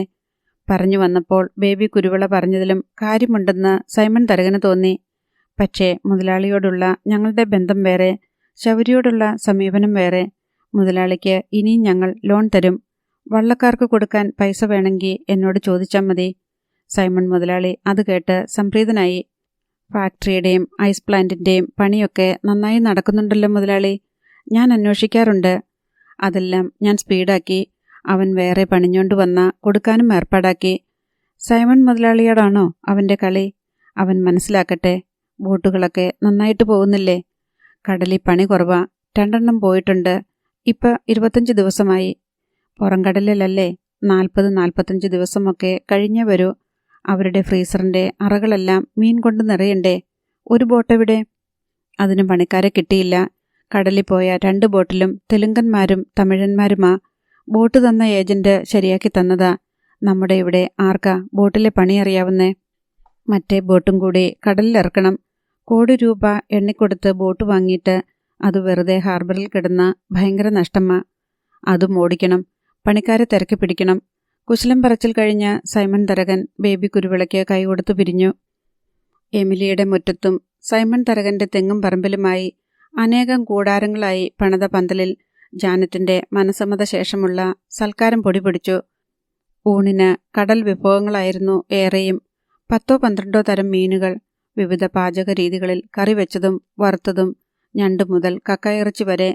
ഇറച്ചി വിഭാഗത്തിൽ ചിക്കൻ, മട്ടൺ, ബീഫ് എന്നിവ. ചെല്ലിക്കടപ്പുറത്ത് ശൗരിക്കുട്ടി ക്ഷണിക്കാത്തവരായി ആരുമുണ്ടായിരുന്നില്ല. വൈകുന്നേരം ഇവന്റ് മാനേജ്മെന്റ് അവതരിപ്പിച്ച ഗാനമേളയും സിനിമാറ്റിക് ഡാൻസും. ഒരു പള്ളിപ്പെരുന്നാൾ പോലെയോ ഉത്സവം പോലെയോ ആയിരുന്നു ആഘോഷങ്ങൾ. ശൗരിക്കുട്ടി മനസ്സിൽ കണ്ട പോലെ ചെല്ലിക്കടപ്പുറത്തുകാർക്ക് മറക്കാനാവാത്ത ഒരനുഭവമായി മാറി ജാനറ്റിന്റെ മനസമ്മതം. എന്നാൽ ഇന്ന് കല്യാണത്തിന് ചെല്ലിക്കടപ്പുറത്തുകാർ കുറവാണ്. ആകെ 2 ടൂറിസ്റ്റ് ബസ്സിൽ കൊള്ളാവുന്നത്ര ആളുകളെ വിരുന്നുകാരായി വന്നുള്ളൂ. പക്ഷെ ചെറുക്കന്റെ വീട്ടുകാരും കൂട്ടുകാരുമായി വലിയൊരു ജനസമൂഹം പൂങ്കാവ് പള്ളിപ്പരിസരത്തുണ്ടായിരുന്നു. 12 മണി കഴിഞ്ഞ് 10 മിനിറ്റ് കൂടിയായപ്പോൾ ബിജോയ് ജാനറ്റിന്റെ കഴുത്തിൽ മിന്നുകെട്ടി. ബിജോയും കുടുംബക്കാരും കൂടി അവർക്ക് ആകാവുന്ന വിധത്തിൽ സൽക്കാരം ഒരുക്കിയിരുന്നു. കല്യാണവും സൽക്കാരവും കഴിഞ്ഞ് പെണ്ണിനെ ചെറുക്കന്റെ വീട്ടിൽ കൊണ്ടുവിടാൻ പെണ്ണിന്റെ വീട്ടുകാരെല്ലാം പോയി. വീട് കാണാത്തവർ കണ്ട് തൃപ്തിപ്പെട്ടു. ജാനറ്റിന്റെ ശിഷ്ടജീവിതം ബിജോയുടെ കരങ്ങളിൽ ഏൽപ്പിച്ച് എമിലിയും ശൗരിക്കുട്ടിയും മടങ്ങി. പീറ്ററിനെ ഹോസ്പിറ്റലിൽ നിന്ന് ഡിസ്ചാർജ് ചെയ്തു. പീറ്റർ ഇപ്പോൾ വീട്ടിൽ സമ്പൂർണ്ണ വിശ്രമത്തിലാണ്. പീറ്റർ മാത്രമല്ല, ആൻ്റപ്പനും ജോമോനും വിശ്രമത്തിൽ തന്നെ. കാരണം വേറൊന്നുമല്ല, പണിയില്ല. കൊല്ലംപറമ്പിൽ മീറ്റ് സ്റ്റാൾ പൂട്ടി. ജീസസ് മീറ്റ് സ്റ്റാളിൽ കിലോഗ്രാമിന് 100 രൂപ കുറച്ച് സൂപ്പർ ബീഫ് വിൽക്കുമ്പോൾ ആൻ്റപ്പന് തൻ്റെ ഇറച്ചിക്കട പൂട്ടുകയല്ലാതെ മറ്റു മാർഗമൊന്നുമില്ലായിരുന്നു. ജീസസ് മീറ്റ് സ്റ്റാൾ ഇറച്ചി വിൽക്കുന്നത് നഷ്ടത്തിലാണെന്ന് ആൻ്റപ്പന് തീർച്ചയുണ്ട്. 1 കിലോയിൽ കുറഞ്ഞത് 50 രൂപയെങ്കിലും അവന്മാർക്ക് നഷ്ടമുണ്ട്. ആൻ്റപ്പൻ ആരോടെന്നില്ലാതെ ആവലാതിപ്പെട്ടു. ഇപ്പം തന്നെ എത്ര ലക്ഷം രൂപയുടെ നഷ്ടം വന്നു കാണും. അവനെങ്ങനെ പിടിച്ചു നിൽക്കും? എത്ര കാലം നിൽക്കും? കയ്യിലെ കാശ് തീരുമ്പം നിർത്തേണ്ടി വരുമല്ലോ, ജോമോൻ പറഞ്ഞു. അവൻ്റെ കയ്യിലെ കാശ് തീരണ ലക്ഷണമൊന്നും കാണുന്നില്ല, പീറ്റർ അഭിപ്രായപ്പെട്ടു. പീറ്ററിൻ്റെ നെഞ്ചും പുറവും ചുറ്റിവരിഞ്ഞ് കെട്ടിയ പ്ലാസ്റ്റർ ഇനിയും നീക്കം ചെയ്തിട്ടില്ല. പ്ലാസ്റ്റർ വെട്ടിമാറ്റി സ്വതന്ത്രമായി ശ്വാസം വിടാൻ ഇനിയും 4 ദിവസം കൂടി കാത്തിരിക്കണം. പീറ്ററിന് കിടക്കുമ്പോൾ ശ്വാസോച്ഛ്വാസത്തിന് വലിയ ബുദ്ധിമുട്ടില്ല. ഇരിക്കുന്ന നിലയിൽ ശ്വാസമെടുക്കാൻ വിഷമമുണ്ട്. വല്ലതും കഴിച്ച് വയർ നിറഞ്ഞിരിക്കുന്ന അവസ്ഥയിൽ ശ്വാസം മുട്ടലിനൊപ്പം നെഞ്ചുവേദനയും ഉണ്ടായിരുന്നു. പീറ്ററിൻ്റെ നെഞ്ചിനെ പൊതിഞ്ഞ പ്ലാസ്റ്റർ നീക്കം ചെയ്യാൻ പോകേണ്ടതിൻ്റെ തലേദിവസം ജെയ്സമ്മയുടെ മൂത്ത സഹോദരൻ ഫിലിപ്പ് കൊല്ലംപറമ്പിൽ വീട്ടിലെത്തി. കഴിഞ്ഞ 35 വർഷമായി അമേരിക്കയിലെ ഷിക്കാഗോയിലാണ് ഫിലിപ്പ് താമസം. ജോലിയും ഭാര്യയും മക്കളും എല്ലാം ഷിക്കാഗോയിൽ തന്നെ. 5-6 വർഷം കൂടുമ്പോഴാണ് നാട്ടിലെത്തുക. അങ്ങനെ വരുന്നത് തന്നെ തറവാട്ട് സ്വത്തിൽ നിന്ന് പരമ്പരാഗതമായി കിട്ടിയിട്ടുള്ള നുറുങ്ങു പ്രോപ്പർട്ടികൾ വിൽക്കാൻ വേണ്ടിയാണ്. അതെല്ലാം വിറ്റുകഴിഞ്ഞു. ഫിലിപ്പിൻ്റെ പ്രായോഗിക ഭാഷയിൽ പറഞ്ഞാൽ ഇനി 2 വരവ് കൂടി വരേണ്ടി വരും. ഒന്ന് അപ്പൻ മരിക്കുമ്പോൾ, അടുത്ത വരവ് അമ്മ മരിക്കുമ്പോൾ. അതോടെ ജനിച്ചു വളർന്ന നാടുമായിട്ടുള്ള പൊക്കിൾക്കൊടി ബന്ധം കൂടി അറ്റുപോകും. 2 സഹോദരന്മാരുടെയും ഏക സഹോദരിയുടെയും മരണം കൂടി ഫിലിപ്പ് മുന്നിൽ കാണുന്നുണ്ട്. പക്ഷേ വരുന്ന കാര്യം സംശയമാണ്. കാരണം ഫിലിപ്പ് അതിനു മുന്നേ പോകാൻ സാധ്യതയുണ്ട്. ഇളയവരാണ് മറ്റു 3 പേരും. കസിൻസ്, അളിയൻസ്, കൊച്ചപ്പൻ, കുഞ്ഞമ്മ ഇത്യാദി മരണങ്ങളൊന്നും ഷിക്കാഗോയിൽ നിന്നുള്ള ഫ്ലൈറ്റ് ടിക്കറ്റിന് മതിയായ പ്രേരണകളല്ല. കൊല്ലംപറമ്പിൽ വീട്ടിൽ എത്തിച്ചേരുന്നതിന് മുൻപ് തന്നെ ജെയ്സമ്മയുടെ ഫിലിപ്പാങ്ങള ആൻ്റപ്പനും മക്കളും ശൗരിക്കുട്ടി എന്നൊരുത്തനുമായി ഉണ്ടാക്കിയ വഴക്കുകളെക്കുറിച്ച് ചില പൊട്ടും പൊടിയും മറ്റു ബന്ധുജനങ്ങളിൽ നിന്ന് കേട്ടിട്ടുണ്ടായിരുന്നു. ജെയ്സമ്മ ഒരുക്കിയ സ്വീകരണ സൽക്കാരങ്ങൾക്കിടയിൽ ബാക്കി വിശദാംശങ്ങൾ കൂടി അമേരിക്കൻ ഫിലിപ്പാങ്ങള ചോദിച്ചറിഞ്ഞു. ജെയ്സമ്മ ഏറെക്കുറെ സത്യസന്ധമായും ആൻ്റപ്പൻ്റെയും മക്കളുടെയും വീറും വൈരാഗ്യവും മേമ്പൊടി ചേർത്തും സംഭവ വിവരണങ്ങൾ നൽകി. എല്ലാം കേട്ടിട്ട് സമാധാനപ്രിയനും ശാന്തനും നിസ്സംഗനുമായ ഫിലിപ്പാങ്ങള മറ്റുള്ളവരെക്കാൾ മുതിർന്ന ആളെന്ന നിലയിൽ ഒരു ഉപദേശം കൊടുത്തു. അവനത്ര കേമനാണെങ്കിൽ അവനോട് ഇണങ്ങിപ്പോകുന്ന കാര്യം പരിഗണിക്ക്. നമുക്കതല്ലേ സമാധാനം. അവൻ്റെ മുന്നിൽ തോറ്റുകൊടുക്കാനോ? അങ്കിൾ എന്താ ഈ പറയണത്? പീറ്റർ രോഷം കൊണ്ടു. എടാ, ടെൻഷൻ ഒഴിവാക്കണം. അടിയും പിടിയുമൊക്കെ വലിയ ടെൻഷനാ. അത് നടത്തുന്നവർ കളത്തിൽ ജയിച്ചാലും അവൻ്റെ മനസ്സിൽ തോറ്റുപോകും. അടിയും പിടിയും വേണ്ടെന്ന് വെച്ച് ഒഴിഞ്ഞു നടന്ന കളത്തിൽ തോറ്റുപോയേക്കും. പക്ഷേ മനസ്സിന് നല്ല സുഖമാ. ടെൻഷനില്ല. ടെൻഷനെന്ന് പറയുമ്പം എല്ലാം ഉണ്ട്. മുൻകരുതൽ, വക്രബുദ്ധി, ശത്രുഭയം, ശത്രുവിനെതിരെയുള്ള പ്ലാനിംഗ്. ഒരു സമാധാനവും കിട്ടത്തില്ല. ഇപ്പം ഞങ്ങളെന്നാ ചെയ്യണമെന്നാ അങ്കിള് പറയണത്? പീറ്റർ ചോദിച്ചു. കോംപ്രമൈസ്. സന്ധി സംഭാഷണം നടത്ത്. നമ്മുടെ പെണ്ണ് അവൻ്റെ വീട്ടിലല്ലേ? നമ്മുടെ കച്ചവടം അവൻ പൂട്ടിച്ചില്ലേ? പീറ്ററിൻ്റെ വാരിയല് എത്ര എണ്ണം അവൻ ഒടിച്ചു? ഇനി ജോമോനുള്ളതും ആൻ്റപ്പനുള്ളതും വരാനിരിക്കുന്നു. ഇത്രയും ചെയ്തവൻ അതും തരും, ഉറപ്പിച്ചോ? ആൻ്റപ്പൻ്റെ കാലിൽ നിന്നൊരു പെരുപ്പ് കയറി. പേടിയുടെ ഒരു ചെറു കുളിര്. കൈത്തണ്ടകളിലെ രോമക്കുത്തുകൾ തെളിഞ്ഞു. തൻ്റെ വാരിയെല്ലുകൾ ഒടിയുന്ന രംഗം സങ്കല്പിച്ചതും അയാൾ കണ്ണിറുക്കി അടച്ചു കളഞ്ഞു. ശൗരി, പേരുപോലെ തന്നെ അവൻ ആളും മിടുക്കനാണല്ലോ. കോംപ്രമൈസിന് പോകാൻ നാണക്കേടൊന്നും വിചാരിക്കേണ്ട. നമ്മുടെ മോൾ അവിടല്ലേ? അവളെ കാണാൻ ചെല്ലാമല്ലോ, ഫിലിപ്പ് പറഞ്ഞു. ആരും മിണ്ടുന്നില്ല. ഇതെല്ലാം നിങ്ങളുണ്ടാക്കി വെച്ചതാ. അവളെ മറ്റേ പയ്യന് കെട്ടിച്ചു കൊടുത്തിട്ട് തോളെ കൈയിട്ടുകൊണ്ട് നടക്കേണ്ടവരല്ലേ നിങ്ങൾ? വല്ല പ്രശ്നവും ഉണ്ടാകുമായിരുന്നോ? ഇപ്പോൾ ഇനി ഒന്നേന്ന് തുടങ്ങണ്ടേ? സാരമില്ല, സമയമുണ്ട് ഇഷ്ടം പോലെ. അവനെപ്പോലെ ഒരുത്തനെ ബന്ധുവായിട്ട് കിട്ടിയാൽ പിന്നെ പേടിക്കാൻ എന്താ ഉള്ളത്? തല മാത്രം മതിയോ? നമുക്ക് അതിനകത്ത് ബുദ്ധി വേണ്ടായോ? പൂട്ടിയ കട തുറക്കണ്ടായോ? ഇനിയെങ്കിലും വാരിയല് ഒരെണ്ണം ഒടിയാതെ നോക്കണ്ടായോ? ജെയ്സമ്മയുടെ ഫിലിപ്പാങ്ങള പറഞ്ഞുകൊണ്ടേയിരുന്നു. ജെയ്സമ്മ അപ്പോഴെല്ലാം തല കുലുക്കുകയും മൂളുകയും ഭർത്താവിനെയും മക്കളെയും അർത്ഥഗർഭമായി നോക്കുകയും ചെയ്യുന്നുണ്ടായിരുന്നു.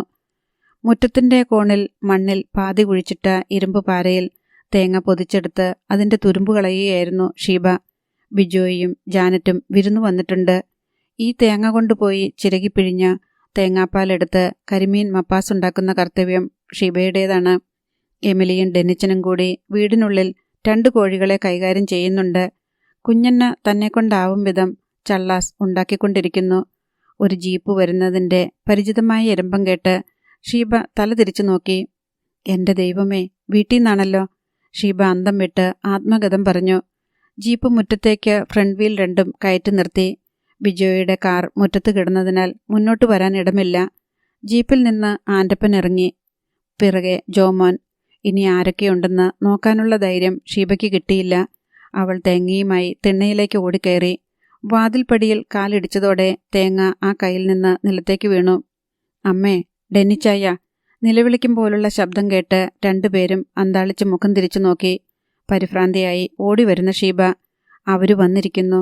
ഷീബ കിതച്ചു. ആര്? പപ്പായും എൻ്റെ ആങ്ങളമാരും. ഡെന്നിച്ചൻ പ്ലാസ്റ്റിക് ഉരുണ്ടയിൽ നിന്ന് എഴുന്നേറ്റു. കോഴിച്ചോര പുരണ്ട കൈകളിലേക്ക് നോക്കി. പുറകെ എമിലിയും എഴുന്നേറ്റു. അധ്യായം 23.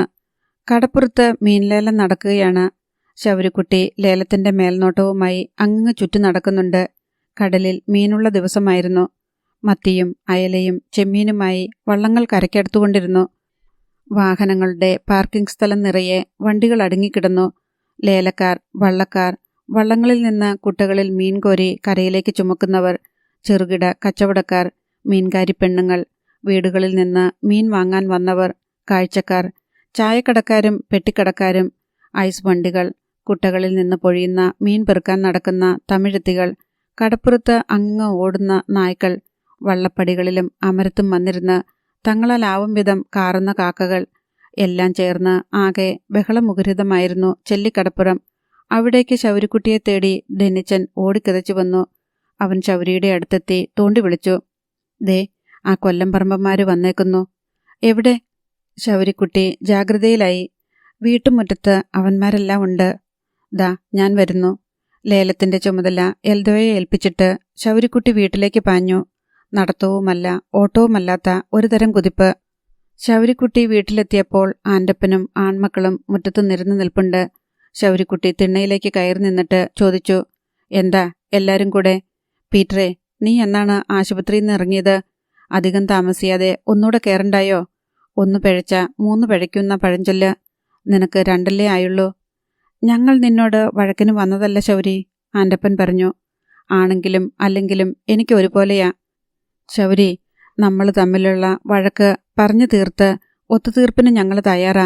അത് പറയാൻ വേണ്ടിയാ വന്നത്. ഈ ബുദ്ധി നിങ്ങൾക്ക് നേരത്തെ തോന്നിയിരുന്നെങ്കിൽ നമുക്ക് ആഘോഷമായിട്ട് എൻ്റെ ചേച്ചിയുടെ കല്യാണം കൂടായിരുന്നല്ലോ. ഞാൻ വീട്ടിൽ വന്ന് വിവരം പറഞ്ഞ് ക്ഷണിച്ചതല്ലേ. ശൗരി, നീ അതെല്ലാം മറക്കണം. ഞങ്ങൾ എന്തു വിട്ടുവീഴ്ചയ്ക്കും തയ്യാറാ. ആണോ? ആത്മാർത്ഥമായിട്ട് പറയണം. എൻ്റെ ചേട്ടൻ നിങ്ങളുടെ മോളെ കെട്ടിയത് അംഗീകരിക്കാൻ നിങ്ങൾ തയ്യാറാണോ? അതെ. പള്ളി വെച്ച് അവരുടെ കല്യാണം നടത്താൻ സമ്മതമാണോ? സമ്മതമാണ്. എൻ്റെ വല്യമ്മച്ചിയുടെ കാല് പിടിച്ച് ക്ഷമ പറയാൻ ഒരുക്കമാണോ? ആൻ്റപ്പനും ആൺമക്കളും പരസ്പരം നോക്കി. ചുമ്മാ വഴിപാട് കഴിക്കണ മാതിരിയല്ല. വല്യമ്മച്ചിയോട് ചെയ്തത് തെറ്റായിപ്പോയെന്ന് മുഖത്തു നോക്കി പറയണം, ആശ്വസിപ്പിക്കണം, കാലിൽ തൊട്ട് മാപ്പ് ചോദിക്കണം. ചെയ്യാൻ പറ്റുമോ? വല്യമ്മച്ചിയെ ചവിട്ടിയവൻ മാത്രമല്ല, നിങ്ങൾ അപ്പനും മക്കളും ഒന്നൊന്നായിട്ട്. ഞങ്ങൾ ചെയ്യാം, ജോമോൻ പറഞ്ഞു. എന്നാ അകത്തോട്ട് കയറി വാ. കുഞ്ഞന്ന പകച്ചു നിൽക്കുകയായിരുന്നു. വല്യമ്മച്ചി, ആ കട്ടിലേ ഇരുന്നാട്ട്, ശൗര്യക്കുട്ടി നിർദ്ദേശിച്ചു. കുഞ്ഞന്ന കട്ടിലിലിരുന്നു. ആൻ്റപ്പൻ പീറ്റർ തുടങ്ങി വച്ചാട്ട്, ശൗര്യക്കുട്ടി പറഞ്ഞു. ആൻ്റപ്പന് കടുത്ത ജാള്യമുണ്ടായിരുന്നു. സ്വന്തം മകൾ ഉൾപ്പെടെ എല്ലാവരും നോക്കി നിൽക്കുന്നു. അവരുടെയെല്ലാം മുന്നിൽ വെച്ച് കുനിഞ്ഞ് ഒരു വൃദ്ധ സ്ത്രീയുടെ കാല് പിടിച്ച് മാപ്പ് പറയേണ്ടി വരുന്നത് വലിയൊരു അപമാനമാണെന്ന് അയാൾക്ക് തന്നെ അറിയാം. എൻ്റെ മക്കളെ, ഇതൊന്നും വേണ്ട. ചെയ്തത് തെറ്റായിപ്പോയല്ലോന്ന് ഒരു മനസ്താപം ഉണ്ടായാൽ മതി, കുഞ്ഞന്ന വിഷമത്തോടെ പറഞ്ഞു. അപ്പോൾ ശൗര്യക്കുട്ടിയും ഒന്നയഞ്ഞു. ശരി, ആൻ്റപ്പൻ ചേട്ടനും ജോമോനും മാറി നിന്നാട്ട്.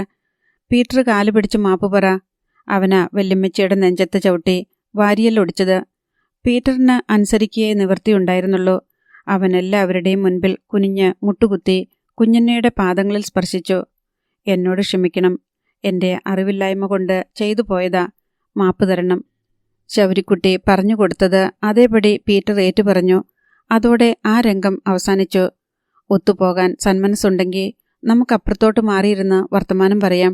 ശൗരിക്കുട്ടി പറഞ്ഞതോടെ അതുവരെ ഉണ്ടായിരുന്ന പിരിമുറുക്കം ഒന്നയഞ്ഞു. ശൗരിക്കുട്ടി ആൻ്റപ്പനെയും മക്കളെയും വിളിച്ചുകൊണ്ട് അടുത്ത മുറിയിലേക്ക് കയറി.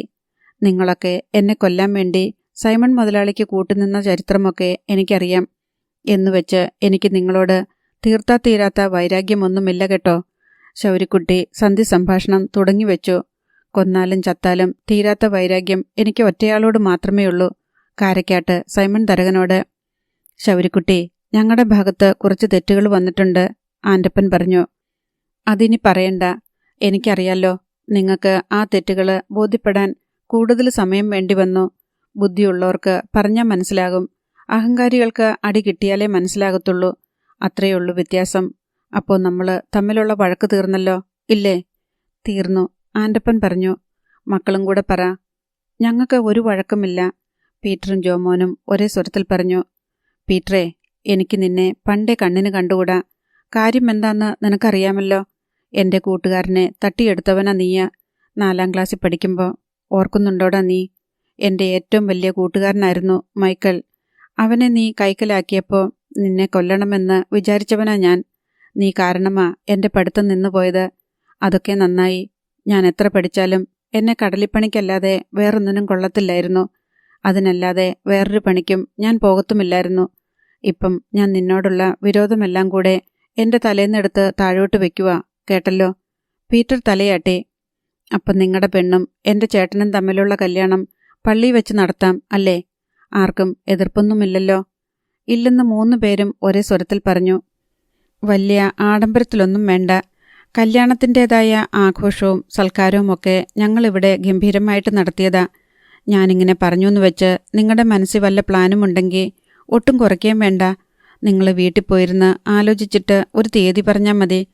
അങ്ങനെ ചെയ്യാമെന്ന് ആൻ്റപ്പനും മക്കളും സമ്മതിച്ചു. ഇതൊന്നും പള്ളി വെച്ച് നടത്തിയില്ലെങ്കിലും ഒരു കുഴപ്പവും വരാനില്ല. ലോകത്തുള്ള കല്യാണങ്ങളെല്ലാം പള്ളി വെച്ചാണോ നടത്തുന്നേ? അവർക്കൊക്കെ മക്കളും മക്കളുടെ മക്കളും ഉണ്ടാവുകയും അവരെല്ലാം അന്തസ്സായിട്ട് ജീവിക്കുകയും ചെയ്യുന്നില്ലേ? പിന്നെ നമ്മുടെ ഒരു വിശ്വാസവും ആശ്വാസവും കർത്താവിൻ്റെ കണക്ക് പുസ്തകത്തിൽ ഇതും കൂടി വരവ് വെച്ച് കാണുമെന്ന്. എടാ ശൗരിക്കുട്ടി, മോനെ, ദൈവദോഷം പറയല്ലേടാ, കുഞ്ഞണ്ണ ശൗരിയെ ശാസിച്ചു. നിർത്തി വല്യമ്മച്ചി, ഇനി അടുത്ത വിഷയത്തിലോട്ട് കിടക്കാം. നിങ്ങൾ ഇറച്ചിക്കച്ചവടം. ശൗരിക്കുട്ടി ആൻ്റപ്പനോട് പറഞ്ഞു. എനിക്ക് ഇറച്ചിക്കച്ചവടം തീരെ ഇഷ്ടമില്ലാത്ത ഏർപ്പാടാ. ഞാൻ മീൻപിടുത്തക്കാരനാ. ആ എന്നെക്കൊണ്ട് നിങ്ങൾ ചെയ്യിച്ചതാ. അത് പോട്ട്, നാളെ മുതൽ ഞാൻ ആ കച്ചവടത്തിനില്ല. ജീസസ് മീറ്റ് സ്റ്റാൾ ഇന്നത്തോടെ പൂട്ടി. മതിയോ? ആൻ്റപ്പന് ഇതിൽ പരമൊരു സന്തോഷമില്ല. ഉരുക്കൾ വല്ലതും ബാക്കി നിപ്പുണ്ടെങ്കിൽ പോത്തായാലും ശരി കാളയായാലും ശരി ആൻ്റപ്പനെടുത്തോളാം. അതിൻ്റെ വിലയും തരാം, ആൻ്റപ്പൻ ഉത്സാഹത്തോടെ പറഞ്ഞു. പീറ്ററുടെ മുന്നിൽ ഒരു നിർദ്ദേശം കൂടി വച്ചു ശൗരിക്കുട്ടി. മേബിളിൻ്റെ മുന്നിൽ പരസ്യമായി ക്ഷമാപണം നടത്തണം. നീ നാട്ടുകാരുടെ മുന്നിൽ വെച്ച് ഭൂലോകത്തെണ്ടിത്തരമ്മ വിളിച്ചു പറഞ്ഞത്. അത് തിരുത്തണ്ടേ? നാട്ടുകാരുടെ മുന്നിൽ വെച്ച് തന്നെ തിരുത്തണം. നിനക്ക് പറ്റുമോ തിരുത്താൻ? പീറ്റർ ഒന്ന് പരങ്ങി. പരസ്യമായ ക്ഷമാപണമൊക്കെ നാണക്കേടാണ്. ഞാൻ അവരുടെ വീട്ടിൽ ചെന്ന് ക്ഷമ പറഞ്ഞാൽ മതിയോ? പോരാ, നാട്ടുകാരുടെ മുന്നിൽ വെച്ച് വിളിച്ചു പറഞ്ഞത് അവരുടെ മുന്നിൽ തന്നെ തിരുത്തണം. ഇല്ലെങ്കിൽ നിനക്ക് ആയുസ്സിലൊരിക്കലും പെണ്ണ് കെട്ടാൻ പറ്റത്തില്ല. വല്ലവളുമാരെയും വിളിച്ചോണ്ട് വല്ലയിടത്തും പോയി ജീവിക്കാമെന്ന് വെച്ചാലും ഞാൻ സമ്മതിക്കത്തില്ല. പുറകിന് വന്ന് ഞാൻ പിടിച്ച് രണ്ടിനെയും 2 വഴിക്കാക്കും. ഞാൻ അവളെ കെട്ടിക്കോളാം ശൗരിക്കുട്ടി. പീറ്റർ ഒരു ഭേദഗതി നിർദ്ദേശിച്ചു. വേണ്ട വേണ്ട, അത് പൂ പോലൊരു പെണ്ണ. നിന്നെപ്പോലൊരു പോത്തിൻ്റെ കൂടെയല്ല അവൾ ജീവിക്കേണ്ടത്. നീ എത്ര നന്നായാലും അവളുടെ ഒപ്പം നിൽക്കാനുള്ള യോഗ്യത കിട്ടത്തില്ലടാ. അതോടെ പീറ്ററിൻ്റെ മുഖം മങ്ങി. ആദ്യം നീ നിന്റെ പെങ്ങടെ കല്യാണം മാനമായിട്ട് നടത്ത്, അത് കഴിഞ്ഞിട്ടല്ലേ ബാക്കി. പീറ്റർ പിന്നെ അതേപ്പറ്റി ഒന്നും പറഞ്ഞില്ല. കല്യാണത്തിന് മുൻപേ തന്നെ നിങ്ങൾ നിങ്ങളുടെ പെണ്ണിനെയും എൻ്റെ ചേട്ടനെയും വീട്ടിലേക്ക് വിളിച്ചോണ്ട് പോയി വിരുന്നു കൊടുക്കണം. ശരിക്കും അവരുടെ കല്യാണം കഴിഞ്ഞിട്ട് മാസങ്ങളായെന്ന് നിങ്ങൾക്കറിയാമല്ലോ. അവരുടെ മനസ്സിൽ വിഷമങ്ങളും സങ്കടങ്ങളും ഒക്കെയുണ്ട്. അതൊക്കെയൊന്ന് തണുത്തോട്ട്. അതെല്ലാം വേണ്ട പോലെ ചെയ്തു കൊള്ളാമെന്ന് ആൻ്റപ്പനും ആൺമക്കളും സമ്മതിച്ചു. അടുത്ത ഭാഗം നാളെ.